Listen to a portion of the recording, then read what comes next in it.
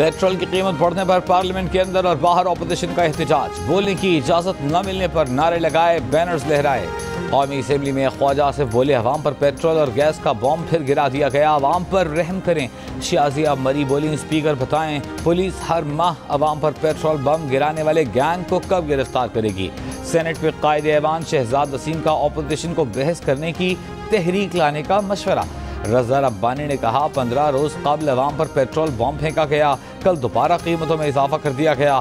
حکومت نے سعودی عرب کے ساتھ تیل کی قیمتوں سے متعلق معاہدہ کیا ہے، وہ کہاں ہے؟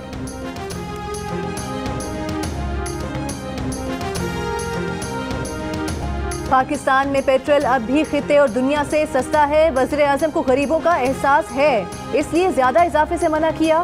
وزیر خزانہ شوکت طرین کا پیٹرول مہنگا کرنے کا دفاع، آئندہ کچھ دنوں میں مہنگائی کم ہونے کا دلاسا۔ کہا حکومت کو نقصان ہو رہا ہے، اس کے باوجود چینی 90 روپے کلو بیچنے کا فیصلہ کیا۔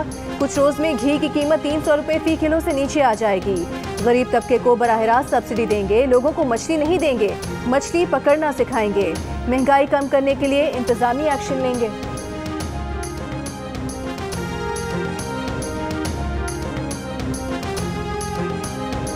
مسلم لیگ نون کے صدر شہباز شریف کا پیٹرولیم اور ایل پی جی مصنوعات کی قیمتوں میں اضافہ واپس لینے کا مطالبہ۔ کہا عمران نیازی IMF چلے گئے، خودکشی بھی نہیں کی، عوام کو خودکشی پر مجبور کر دیا ہے۔ مہنگائی کے ہفتہ وار بم گرا کر عوام سے زندہ رہنے کا حق چھین لیا گیا۔ بلاول بھٹو زرداری نے کہا عوام تاریخی مہنگائی کی آگ میں جل رہے ہیں، پیٹرول کی قیمتوں میں مزید اضافہ شعلوں کو ہوا دینے کے مترادف ہے۔ عوامی نیشنل پارٹی کے زاہد خان بولے حکومت فوری طور پر پیٹرول کی قیمتوں میں اضافہ واپس لے۔ امیر جماعت اسلامی سراج الحق نے کہا مہنگائی اور بے روزگاری کے خلاف تحریک میں تیزی لائیں گے۔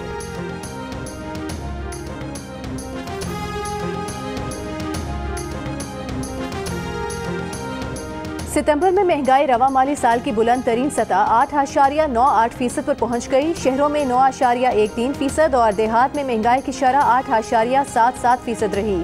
ادارے شماریات کے مطابق ستمبر میں شہروں میں چکن 42.4%، پیاز 32.49%، دال مسور 15.7%، انڈے 14.6%، آٹا 9.69%، گندم 7.31%، سرسوں کا تیل 4.56%، سبزیاں 3.9%، کوکنگ آئل 3.64%، چینی 3.4% رہی۔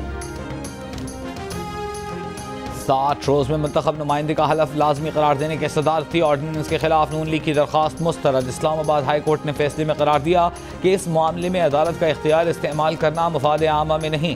توقع ہے کہ سیاسی جماعتیں پارلیمنٹ میں تنازعات حل کریں گی۔ آرڈیننس کا مقصد ہے کہ کوئی منتخب نشست خالی نہ رہے۔ آرڈیننس کے خلاف درخواست گزار جماعت کے پاس متبادل فورم موجود ہے۔ جب اپوزیشن کے پاس سینٹ میں اکثریت موجود ہے تو پھر وہ اسی فورم پر جائیں۔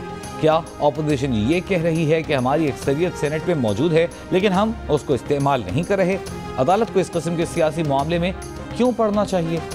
کورونا ویکسین نہ لگوانے والوں کے لیے ڈیڈ لائن ختم۔ ویکسینیشن کارڈ نہ رکھنے والے آج سے ہوائی جہاز اور ٹرین میں سفر نہیں کر سکیں گے، نہ ہی شادی کی تقریبات، نہ ہی ہوٹلز کے کھانوں کے مزے لے سکیں گے۔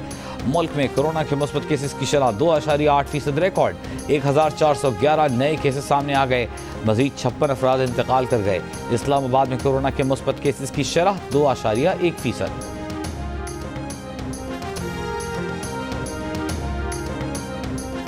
خیبر پختونخوا میں ڈینگی سے پہلی موت کی تصدیق، ایبٹ آباد میں خاتون جاں بحق۔ پنجاب میں بھی ڈینگی وائرس کا زور کم نہ ہوا، مزید 181 کیسز رپورٹ، صرف لاہور میں 131 کیسز سامنے آئے۔ جنگ اور جیو گروپ کے بانی میر خلیل الرحمان مرحوم کی اہلیہ محمودہ خلیل الرحمان 95 برس کی عمر میں کراچی میں انتقال کر گئیں۔ مسز محمودہ خلیل میر شکیل الرحمان کی والدہ اور میر ابراہیم رحمان کی دادی تھیں۔ مرحومہ کو نماز جنازہ کے بعد سپرد خاک کر دیا گیا۔ وزیر اعظم عمران خان نے کہا ہے کہ مستحکم اور پرامن افغانستان پاکستان کے لیے بہت ضروری ہے۔ عالمی برادری انسانی المیہ سے بچنے کے لیے افغانستان میں تعمیری کردار ادا کرے۔ جامع سیاسی ڈھانچہ افغانستان میں استحکام کے لیے ناگزیر ہے۔ ڈنمارک کے وزیر خارجہ سے ملاقات میں گفتگو۔ منی لانڈرنگ ریفرنس میں شہباز شریف کی اہلیہ نصرت شہباز پر غیر حاضری میں فرد جرم عائد، نیب کے گواہ آئندہ سماعت پر طلب۔ احتساب عدالت نے منی لانڈرنگ، آشیانہ اور رمضان شوگر ملز کیسز میں کور کی تکلیف کے باعث شہباز شریف کی حاضری سے استثناء کی درخواست منظور کر لی۔ پیشی کے بعد میڈیا سے گفتگو میں حمزہ شہباز نے کہا مہنگائی کے طوفان میں عوام کا کچومر نکل گیا ہے، یہ طوفان حکمرانوں سے نجات کے بغیر نہیں رک سکتا۔ مزید سماعت 18 اکتوبر تک ملتوی۔ شہباز شریف کیا بیچتے ہیں، ان کی سیاست ٹائیں ٹائیں فش ہو چکی، وزیر داخلہ شیخ رشید کا دعویٰ۔ اسلام آباد میں میڈیا سے گفتگو میں کہا کہ وہ عمران خان کے ساتھ آئے تھے، انہی کے ساتھ جائیں گے۔ امریکی سینٹ میں مجوزہ بل پر کہا کہ امریکہ میں 22 ممبران نے سینٹ میں ایک بل پیش کیا، اس میں بہت وقت ہے، یہ کمیٹی میں جائے گا، اگلے سال فیصلہ ہوگا۔ پاکستان پر پابندیاں رہی ہیں، دنیا کی کوئی طاقت پاکستان کو نقصان نہیں پہنچا سکتی۔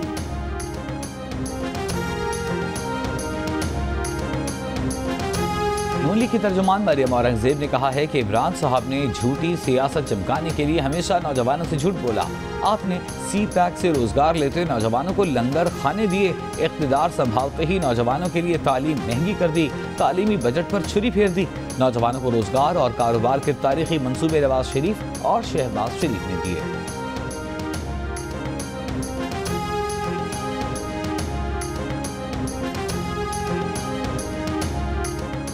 مالاکنڈ کے علاقے بٹخیلا میں خاتون اور اس کے والد کے قتل کا ملزم گرفتار، اسلحہ برآمد۔ خاتون نے 11 ستمبر کو پشاور پریس کلب میں پریس کانفرنس کے دوران بتایا تھا کہ اسے قتل کی دھمکیاں مل رہی ہیں، اعلیٰ حکام سے تحفظ کی اپیل کی تھی۔ Army chief general Qamar Javed Bajwa سے ڈنمارک کے وزیر خارجہ نے ملاقات کی۔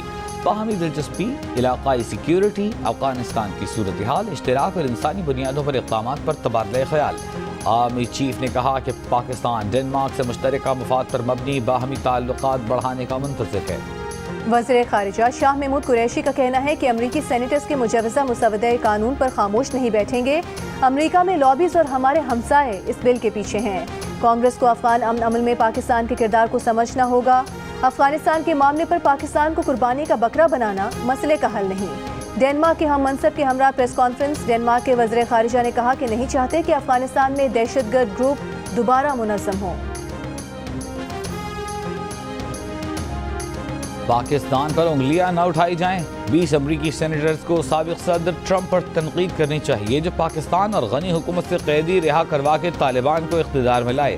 امریکی سینیٹر کرس وان ہولن کی افغانستان کی صورتحال اور پاکستان کے کردار سے متعلق امریکی کانگریس میں پیش بل پر تنقید۔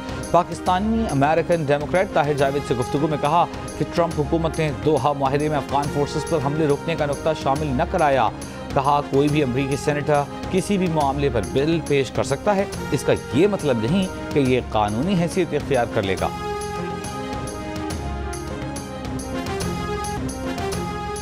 اور جاپان کی شہزادی ماکو کی شادی 26 اکتوبر کو ان کے بچپن کے کلاس فیلو سے ہوگی۔